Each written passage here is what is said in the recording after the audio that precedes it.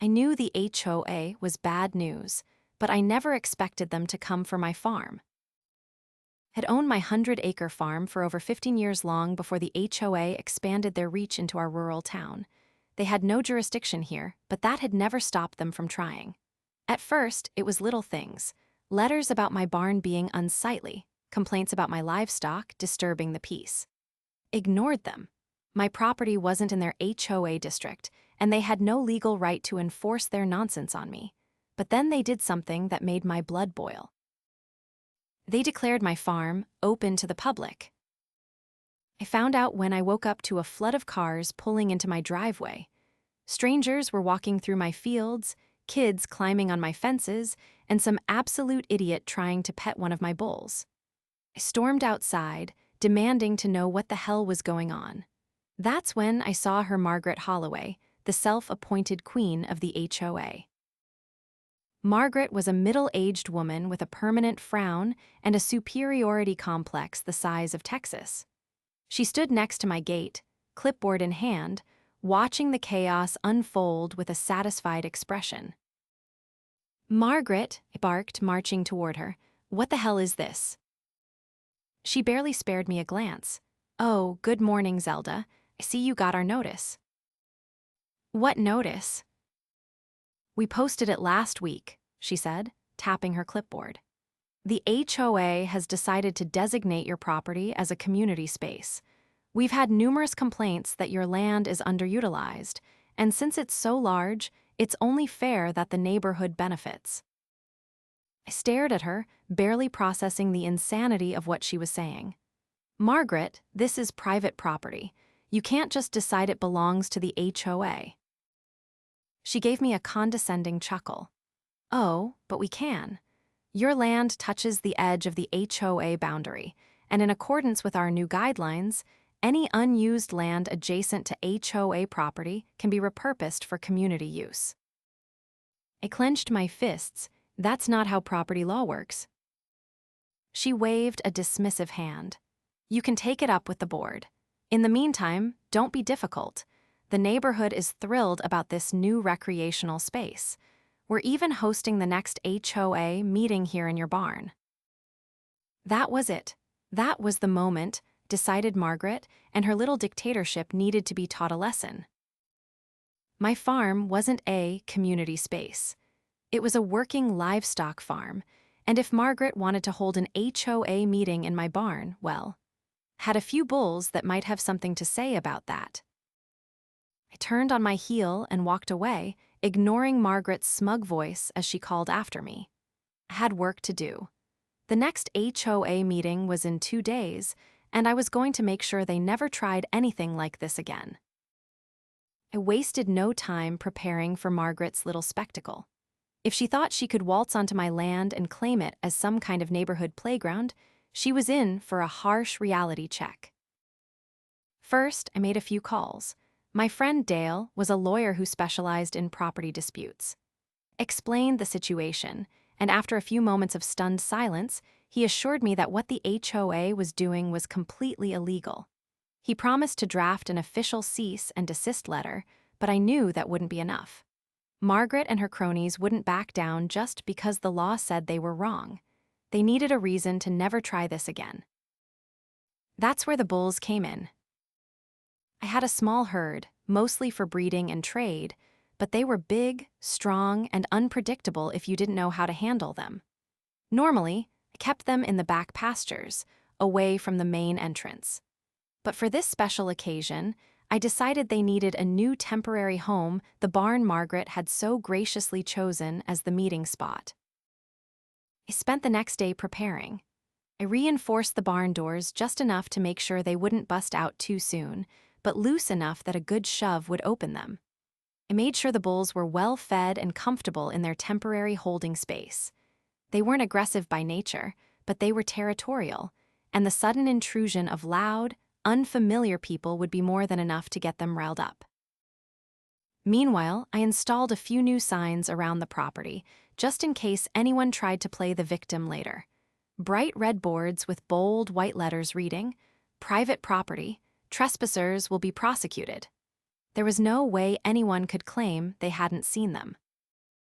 The morning of the meeting, I parked myself on my porch, watching as HOA members and nosy neighbors began arriving. They pulled up in their overpriced SUVs, chatting like they were about to enjoy a lovely day at a country retreat. Margaret arrived last, stepping out of her car with a clipboard tucked under her arm, looking around with a satisfied expression. I kept my distance, leaning against my porch railing as they made their way toward the barn. It was almost amusing how confident they were, strolling onto my land like they owned it. Margaret led the way, gesturing dramatically as she spoke, no doubt spewing some nonsense about how generous the HOA was to grant the community access to my farm. The moment they stepped inside, I stood up. It was time. I casually made my way to the side of the barn, where a thick wooden beam secured the doors. With one firm pull, I lifted it free and stepped back. A low, deep rumble echoed from within, a sound that sent a shiver of anticipation down my spine. Then, with a heavy thud, the doors swung open. The bulls stormed out. It was chaos. The HOA members barely had time to register what was happening before the massive animals barreled into the open. People shrieked, scrambling in every direction. One man dove straight into a pile of hay, his expensive suit now covered in dust and straw. Another woman tripped over a bucket, landing face first in the mud. Margaret, to her credit, managed to stay on her feet at least for a few seconds. She spun around, eyes wide, and tried to bark orders at the panicked crowd, but the sheer force of the stampede sent her stumbling backward. One of the bulls snorted loudly, kicking up dirt as it charged past her, and she let out a strangled yelp, ducking just in time. I watched the scene unfold, arms crossed, a satisfied grin spreading across my face. The bulls didn't actually hurt anyone, they were just spooked by the sudden commotion and eager to get out of the barn. They ran in circles for a while, eventually making their way back toward the pastures. But the damage was done. The HOA members were covered in dirt, their fancy clothes ruined, their dignity shattered. Margaret was the last to recover. She wiped mud off her jacket, her face red with rage as she stormed toward me. I raised an eyebrow, waiting for the inevitable outburst. "You," she sputtered, voice shaking. "You did this on purpose." I shrugged. "You're the one who wanted to hold a meeting in my barn. You didn't expect livestock on a farm." "This is outrageous," she screeched. "You put people in danger."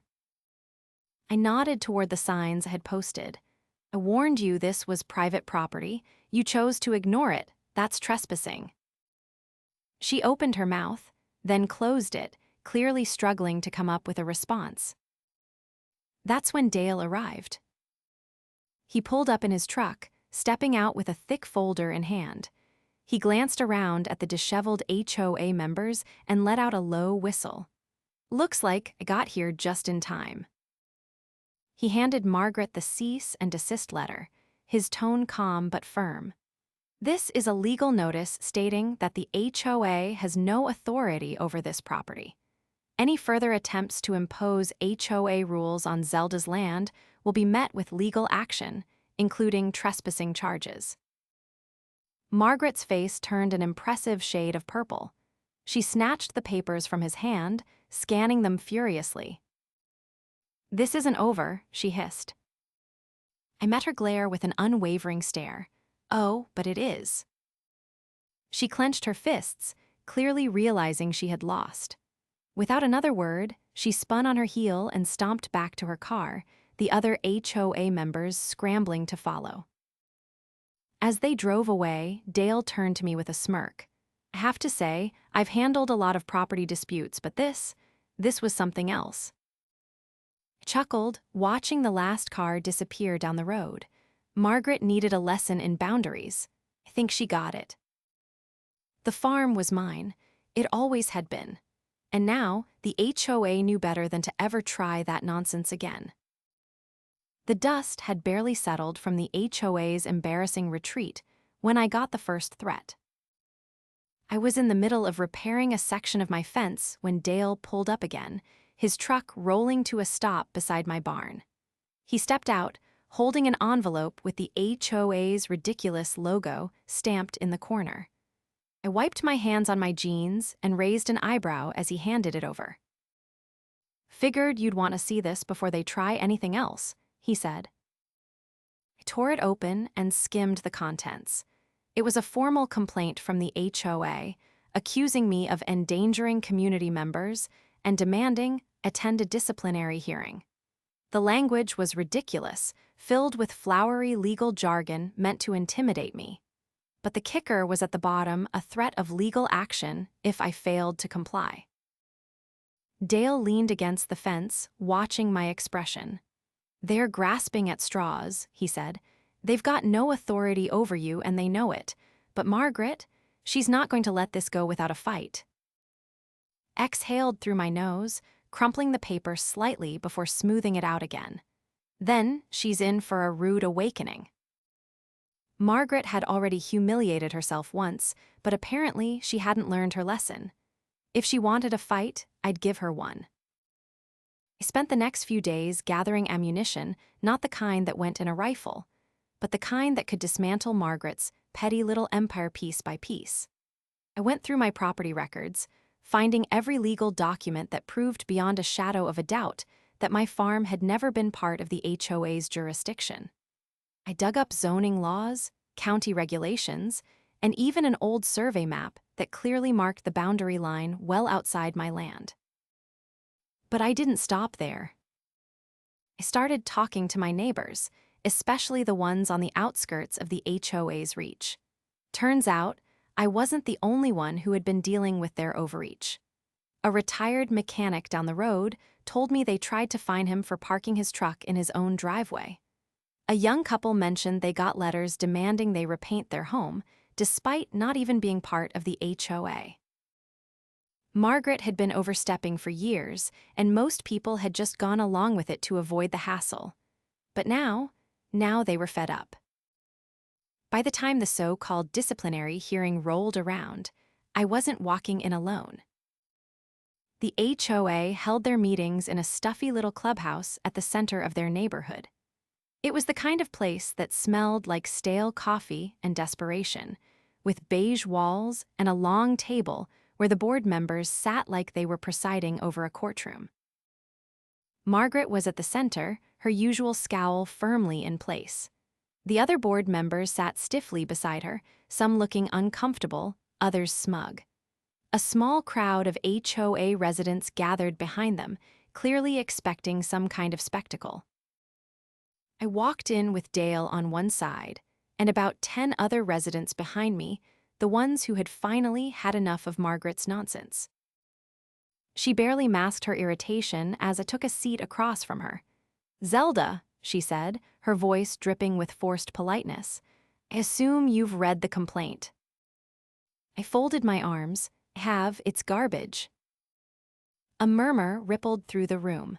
Margaret's nostrils flared, but she pressed on. "Your reckless actions put community members in danger. We have witness statements." Dale cut in smoothly. "Witness statements from trespassers, you mean?" Margaret's eye twitched. The land in question was designated for community use. "No, it wasn't." I pulled out the survey map and slapped it on the table. "This is a legal document showing the exact boundary of your HOA. My farm isn't within it.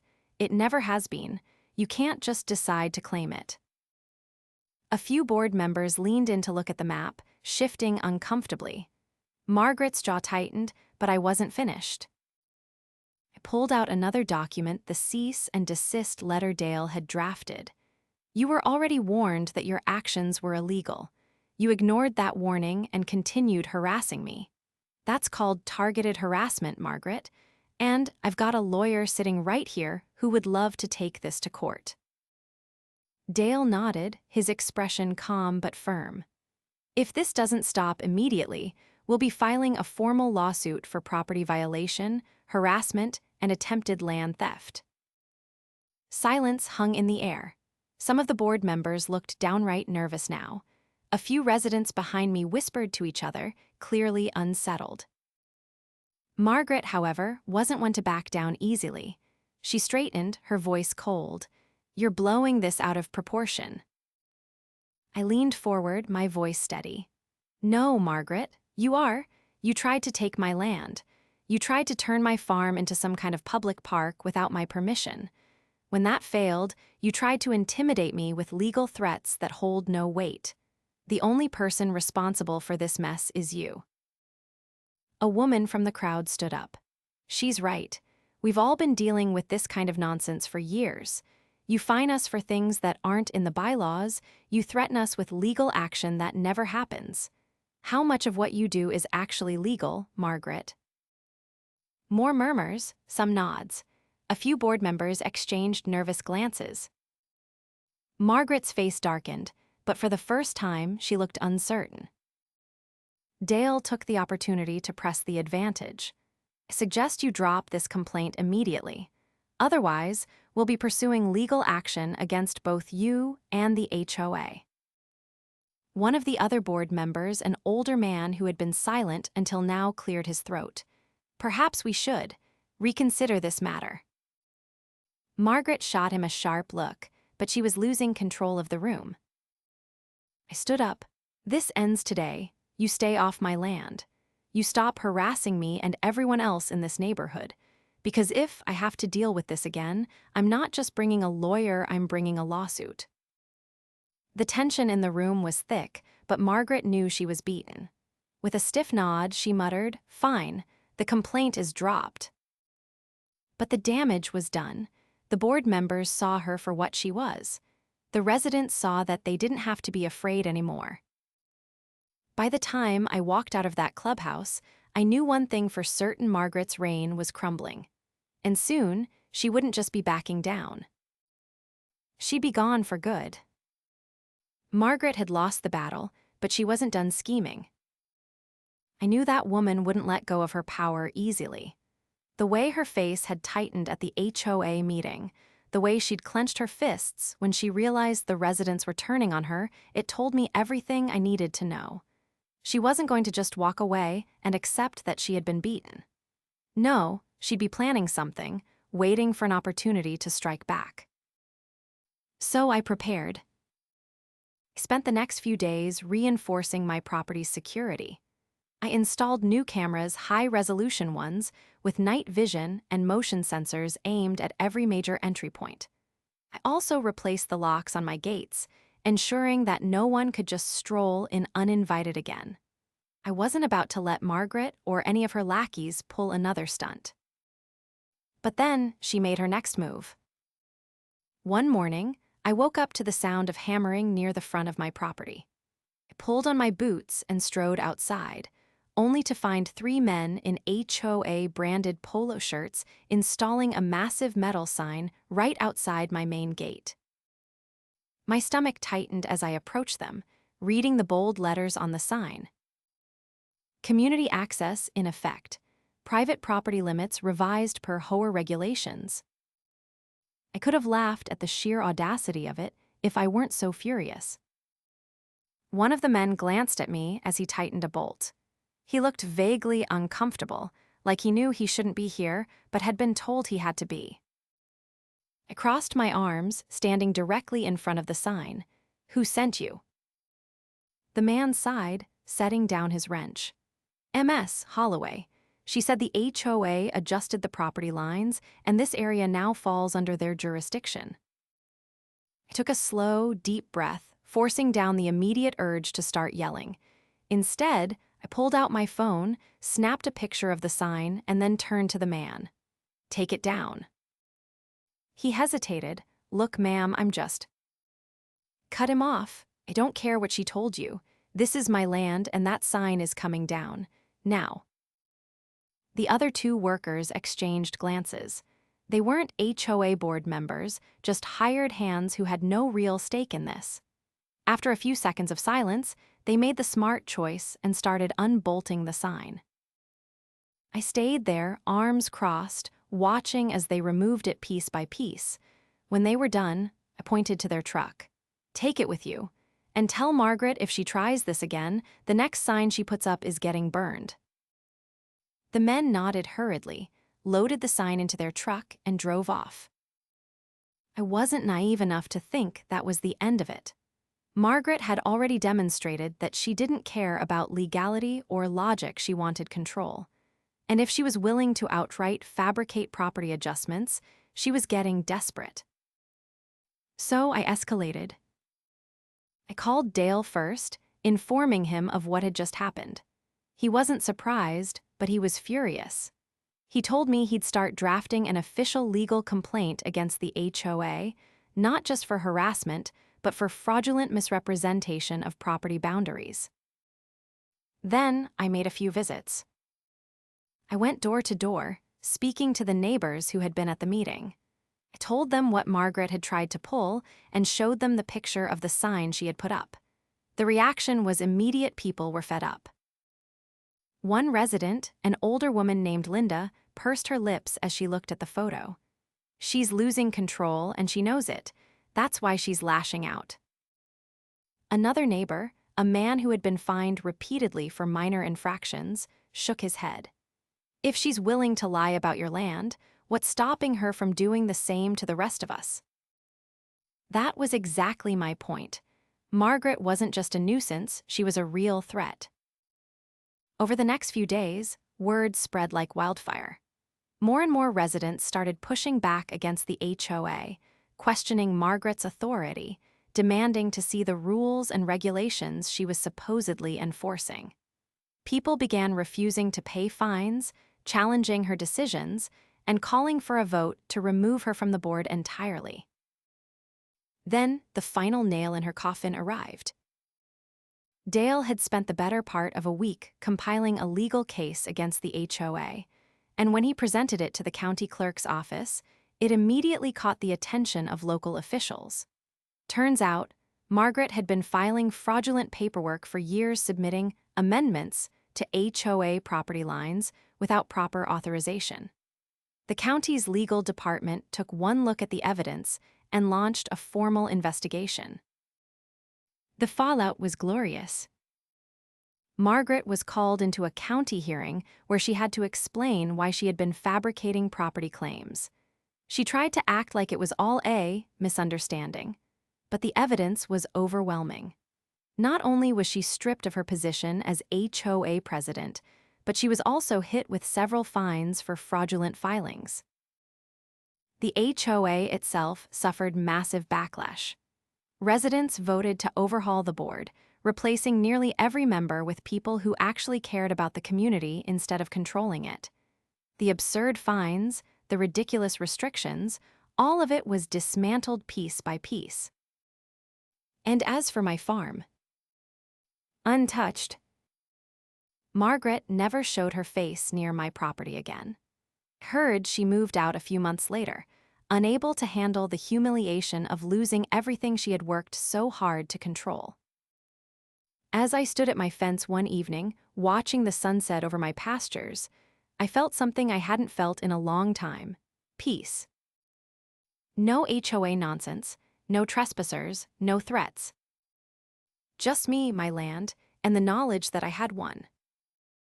Margaret was gone, and her grip on the HOA had crumbled, but the mess she left behind didn't disappear overnight. With her forced resignation and the investigation into her fraudulent property filings, the HOA was in complete disarray. The remaining board members, realizing they had backed the wrong horse, scrambled to distance themselves from her. Some resigned outright, while others tried to play innocent, claiming they had no idea she was falsifying documents and harassing residents. No one believed them. A temporary committee was formed to stabilize things, made up of residents who had been the most vocal in opposing Margaret's rule. They had their hands full dealing with the fallout, reversing wrongful fines, reviewing unfair regulations, and untangling the legal mess she had created. The new board wanted to do things right, but they had a long road ahead. I stayed out of it as much as I could. My fight had been about protecting my farm, not fixing their broken system. But the HOA wasn't done with me yet. One afternoon, I was in the middle of repairing a section of my pasture fence when a truck pulled up near my driveway. A man I recognized from the new HOA committee stepped out, looking hesitant. He was middle-aged, with graying hair and the kind of wary expression that told me he wasn't here to cause trouble, but he wasn't thrilled about what he had to say either. He explained that they were doing a full audit of all fines, regulations, and property disputes from Margaret's tenure, and my case was at the top of the list. They wanted to formally acknowledge that my land was never under HOA jurisdiction and issue a public statement retracting any claims they had made about it being community space. I appreciated the effort, but I wasn't about to let them dictate how this was handled. I told him I wanted a legal document from the HOA, signed and notarized, stating explicitly that they had no authority over my farm now or in the future. No loopholes, no vague wording, just a straightforward declaration that they had no claim to my land. He agreed without hesitation, clearly eager to put the whole thing behind them. A few days later, I received exactly what I had asked for: a signed statement from the HOA, along with a letter of apology from the new board. It was a small victory, but an important one. With that settled, I turned my focus back to my farm. For the first time in months, things were quiet. No more unwanted visitors, no more ridiculous letters, no more HOA nonsense. I got back to work maintaining my land, tending to my livestock, and finally enjoying the peace that had been stolen from me. But just when I thought it was over, another problem surfaced. Margaret may have been gone, but she wasn't the only entitled person in the neighborhood. One evening, I was out by the barn finishing up for the day when I noticed movement near my front gate. A woman I didn't recognize was standing there, staring at my pastures like she was inspecting a piece of real estate. I walked over, wiping my hands on my jeans as I approached.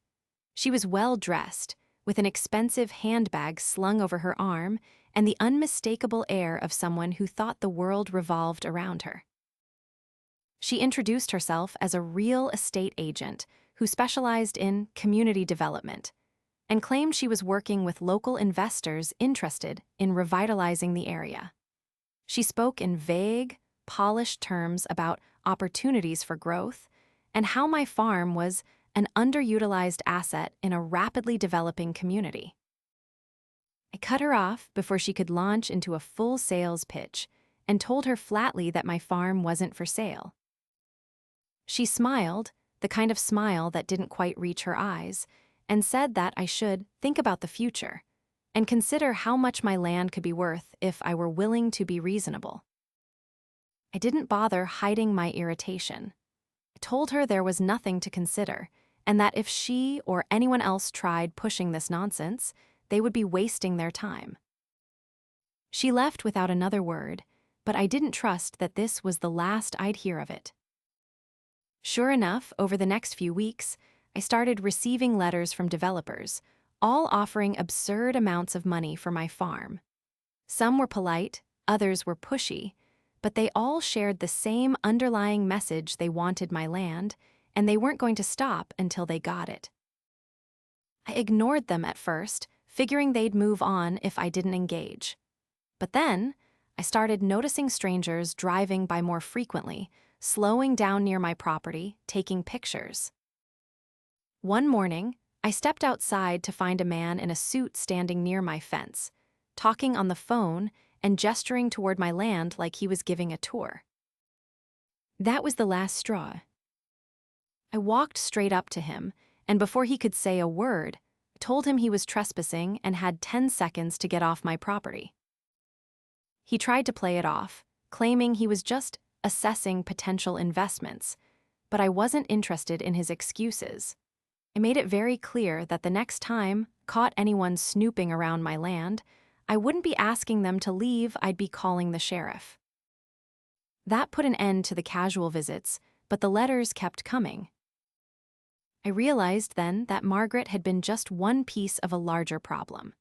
The HOA had been trying to control my land for their own purposes, But now that they had failed, outside forces were stepping in to try their luck.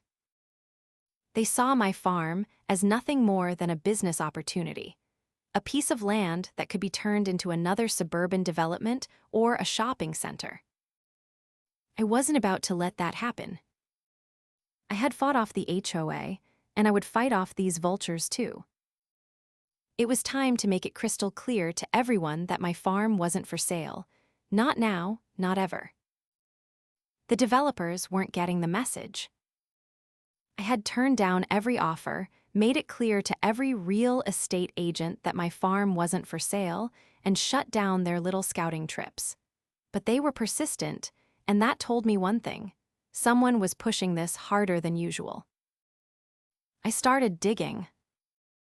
It didn't take long to find out that one of Margaret's old allies on the HOA board, a man named Robert Calloway, had been working behind the scenes to set this up. Unlike Margaret, Robert had been careful. He wasn't loud, he didn't make public power plays, and he wasn't stupid enough to get caught falsifying documents. But he had connections, and he had been networking with developers for years, quietly making deals that would reshape the neighborhood in ways that benefited him personally. Margaret had wanted control. Robert wanted profit. The real estate agent who had come to my gate, she worked for a company that Robert had a financial stake in. The developers sending me letters, they were all linked to companies that had been working with Robert on previous HOA-backed projects. He had lost his grip on the board when Margaret fell, but that didn't mean he had stopped trying to influence things. He just switched tactics. The problem was, Robert wasn't breaking any laws, not directly. He wasn't forging documents or trespassing himself. He was using legal loopholes, making recommendations to investors, and pushing the idea that my land was a prime target for development. I needed to cut him off at the root. I set up a meeting with the new HOA board, not at my farm this time, but at the community clubhouse where they held their official discussions. The room was different without Margaret looming over it. The new board was still learning how to handle things, but they were at least trying to do right by the neighborhood. I laid everything out for them. I showed them the connections between Robert and the developers, the pattern of offers had been receiving, and the way he had been steering investors toward my farm under the guise of community improvement. The board members looked uneasy, exchanging glances as they realized just how deep Robert's influence ran. One of them, a woman named Karen who had been leading the reform efforts, leaned forward and asked the question I had been waiting for. "What do you need from us?" I told them. First, I wanted a formal declaration from the HOA that they would not support or endorse any development projects involving my land.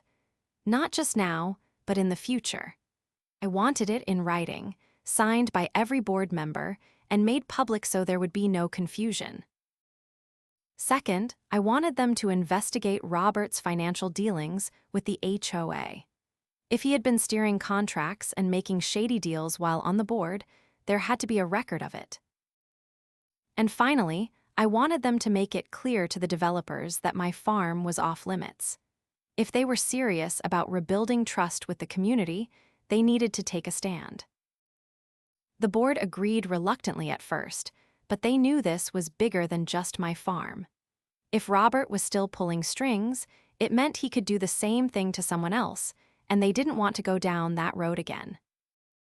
The next few weeks were a whirlwind. The HOA issued their statement, making it clear that they had no authority over my land and would not support any development projects involving it. It wasn't legally binding, but it was a public stance that made it harder for Robert to keep pushing his agenda. Then came the real bombshell. Karen and a few of the other board members started digging into the HOA's financial records from the past 5 years. What they found was worse than expected. Robert hadn't just been recommending developers, he had been funneling HOA funds into projects that directly benefited his business interests. Landscaping contracts, maintenance deals, even certain property expansions, they all led back to him. The board called an emergency meeting and presented their findings. Residents packed into the clubhouse, murmuring in disbelief as Karen laid out the evidence. Robert was there, sitting stiffly at the front, his face unreadable. When she finished, the room fell silent. Then, people started demanding answers.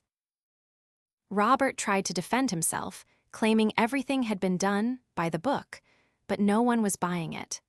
The evidence was too overwhelming. The board voted to remove him from any remaining HOA involvement effective immediately. But that wasn't the worst of it for Robert. Karen had already sent the financial records to the county fraud department. Within a week, an official investigation was launched. Robert disappeared from the neighborhood shortly after that. His house went up for sale, and the developers who had been pestering me suddenly lost interest. With him gone, the pressure on my farm vanished. I could finally breathe again. The HOA, now under new leadership, focused on rebuilding trust with the community. They scrapped unnecessary fines, revised outdated rules, and actually started listening to residents instead of dictating how they should live. It wasn't perfect, but it was a step in the right direction.